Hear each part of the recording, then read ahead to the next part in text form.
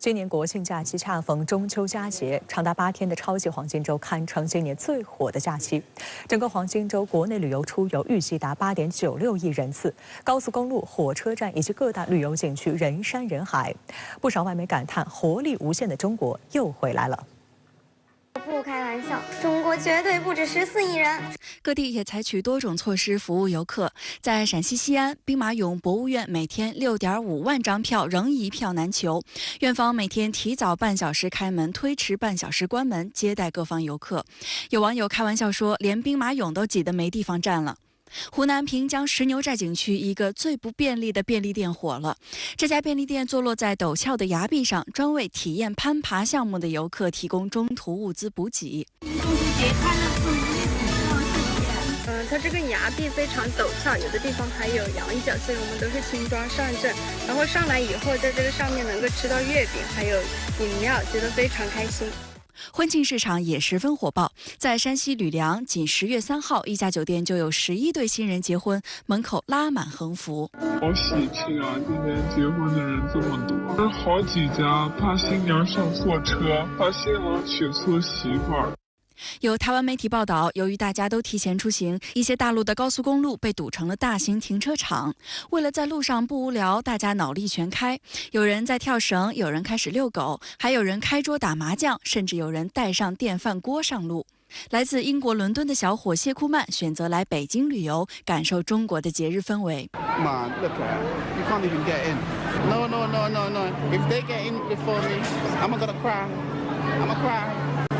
不过，他也感叹，中国虽然挤归挤，但秩序井然，而且中国人也对他十分热情亲切。China continued to impress me,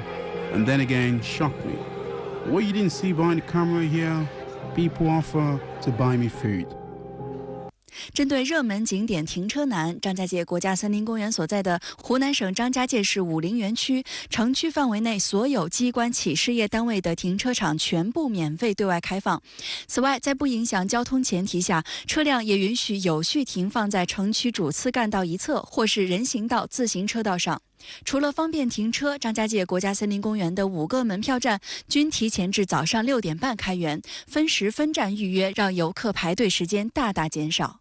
不只是外国人来中国旅游，今年超级黄金周出境游也十分火爆。除了港澳2个内地游客历年长途出行的热门目的地之外，对疫情后提振旅游业寄予厚望的东南亚国家也纷纷出招，吸引中国游客到访。就在黄金周开始前，泰国开始对中国游客实施阶段性免签政策，以吸引更多中国游客。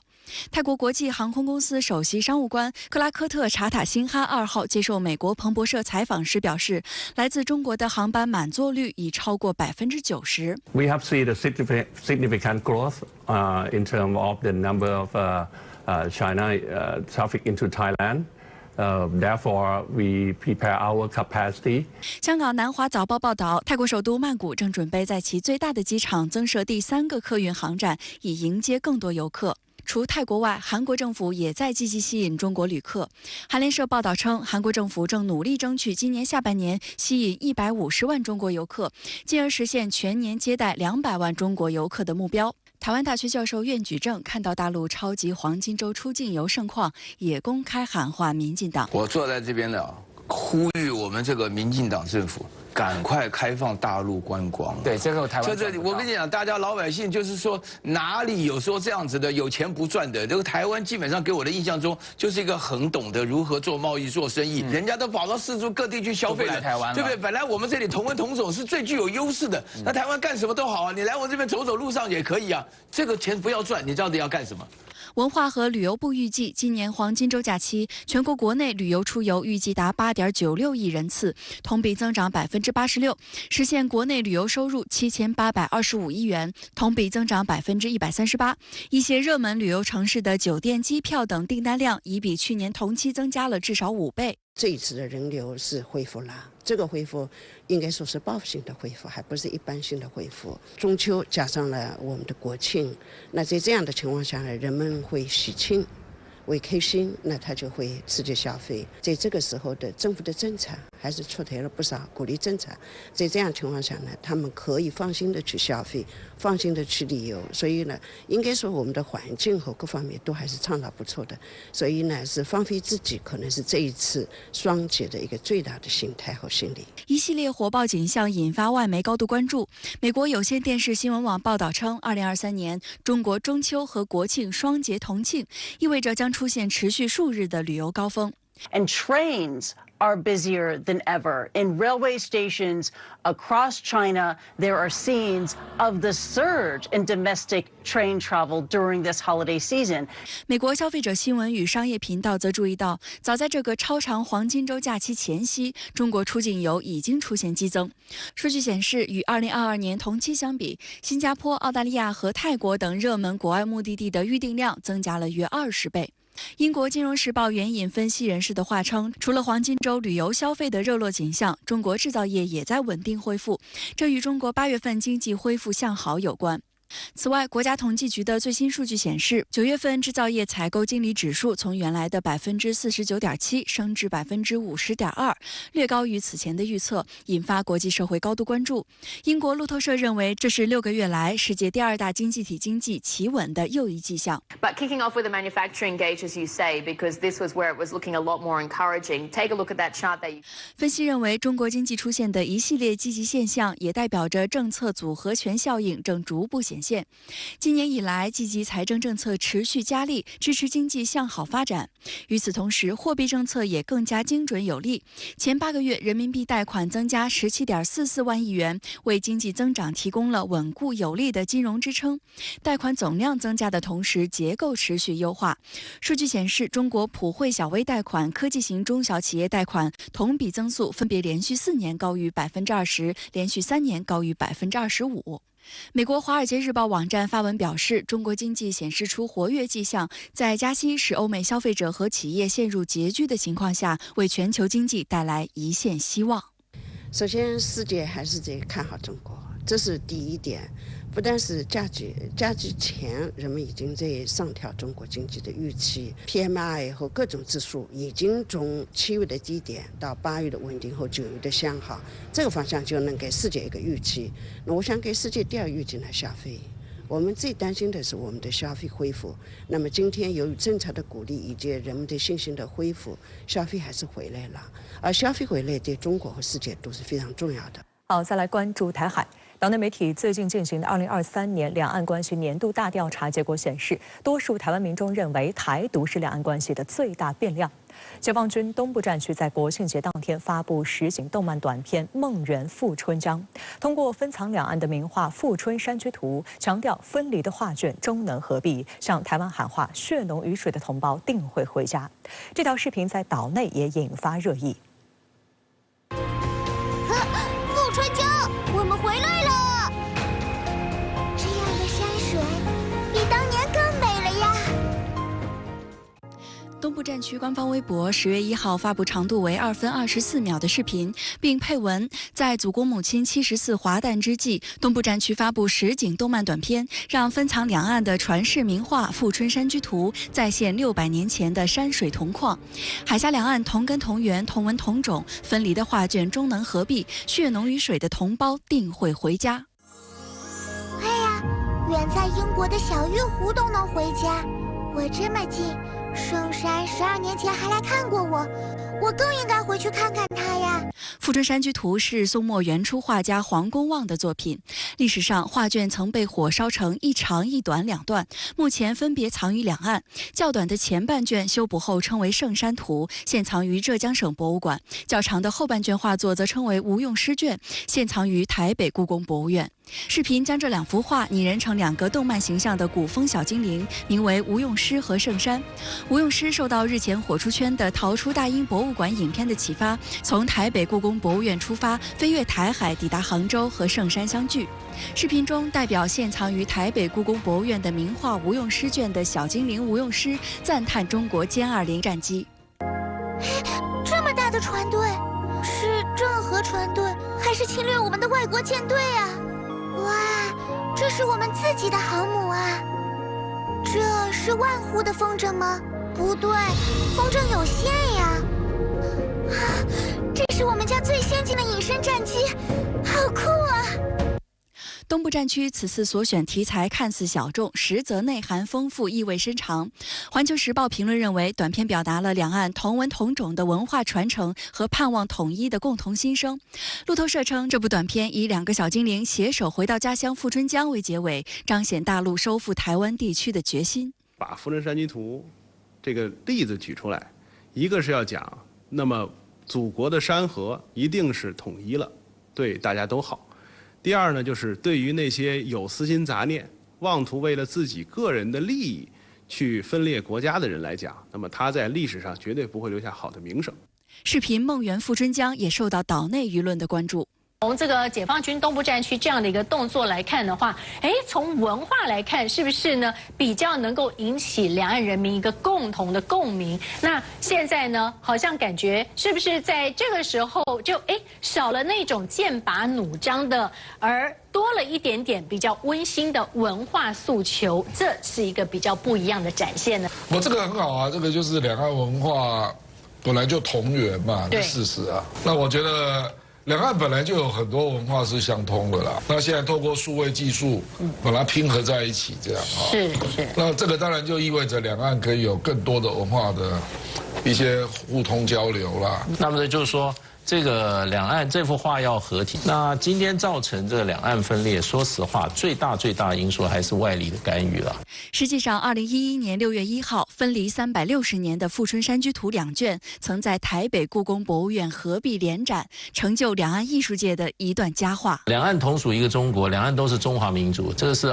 客观事实，没有办法改的。对。那就跟这个，我是富春山居图，这个2011年在台湾曾经合璧过。对，合展嘛。合展。对。就是大陆的那个残片送到台湾来。那双方合展，那时候是一个盛事啊，那个就是两岸文化界一个盛事，感动了很多的人，因为他像我们中国人都是喜欢团圆的，我们希望分久必合。台湾联合报2号发布2023年两岸关系年度大调查显示，在影响两岸关系转趋紧张的主要因素方面，民众多认为台独是两岸关系的最大变量，排第2的影响因素是民进党执政。2号，台湾地区前领导人马英九通过社交媒体向民进党当局喊话，表示自己将拒绝出席今年的双十庆典。马英九表示，这将是他40年来首次缺席，以表达对蔡英文利用双十庆典进行台独操弄的强烈不满，拒绝为绕弯偷渡的台独路线背书。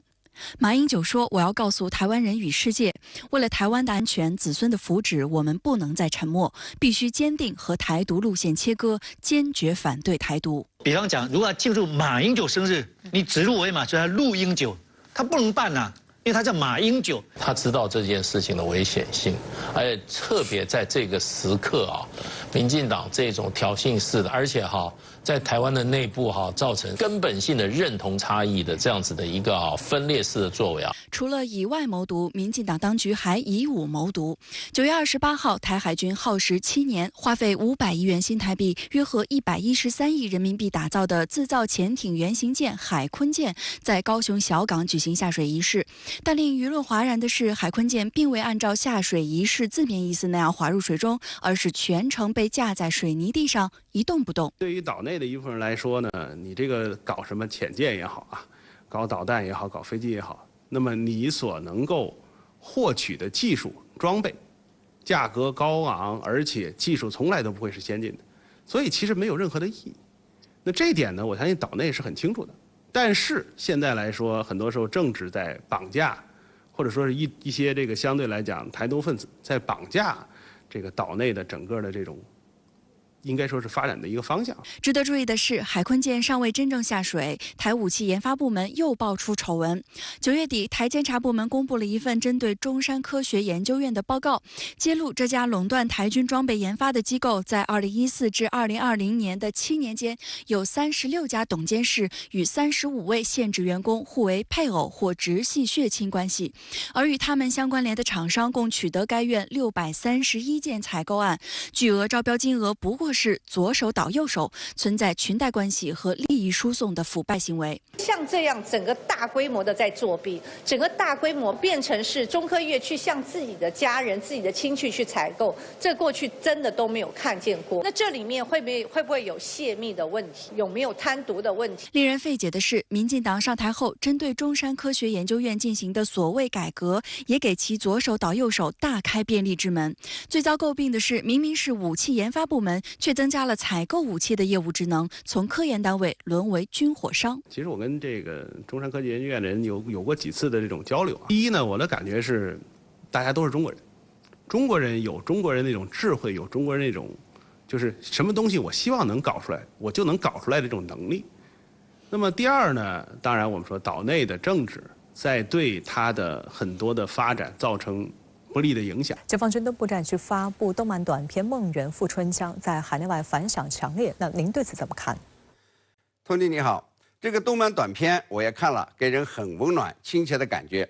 解放军刚刚在台海周围进行了大规模军演，宣示了解放军已做好军事斗争准备，坚决打击台独势力，击败外来干预势力，强有力维护国家主权和安全的决心与实力，这是硬实力的展示。而在国庆节当天，东部战区为何也要发布《梦圆富春江》这样一个很走心、很感性的短片，让传世名画富春山居图再现600年前的山水同框呢？很明显，无论是中国政府还是解放军，都希望和平统一国家，希望锋利的画卷终能合璧，希望血浓于水的同胞定能回家。习近平在国庆招待会上也谈到台湾问题，他说呀，我们要坚持一个中国原则和9·2共识，推动两岸关系和平发展，深化两岸融合发展，维护中华民族根本利益，增进两岸同胞福祉，实现祖国完全统一是民心所向，时代潮流，历史必然，是任何势力都阻挡不了的。习主席强调的是和平发展、融合、祖国完全统一。东部战区的这个动漫短片呢，反映的就是这种愿景。2个小精灵携手回到家乡富春江，彰显实现国家和平统一的决心。中国大陆民众呢都知道，只要两岸都坚持一个中国9·2共识，那么随着两岸经济、文化和生活的进一步融合，和平统一国家就能水到渠成。我觉得呀，一些外媒对此评价也很中肯，说呀，无论东部战区的动漫短片，还是中国大陆对台湾学生、台湾青年交流的热忱，都说明大陆在与台湾加强交流的时代里，主题更软，扎根更深，以相对温和的格调来加深两岸的情谊，拉近两岸的距离。我想呀，台湾民众看了这个短片，也会产生画秋全、盼无双的念想。马英九先生高调拒绝出席台当局举行的庆祝活动，引发岛内热议。那您认为这又意味着什么呢？马英九拒绝出席民进党当局举行的庆祝活动，我想呢有3方面的原因：一是马英九先生对民进党当局的台独行径已经到了忍无可忍的程度，必须再次亮明自己反台独立场；二是台湾地区领导人选举将在几个月后举行，台湾呢面临着战争与和平的选择，但是民进党赖清德极力的逃避两岸话题，试图逃脱民进党当局搞坏两岸关系的责任，误导台湾选民，掩盖台湾目前面临的重大风险。马英九呢看到民进党正在台独中，仍在大肆的忽悠台湾选民。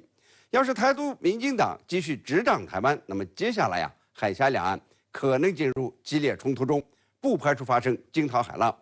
他用拒绝参加民进党当局组织的庆祝活动来给台湾选民敲响警钟，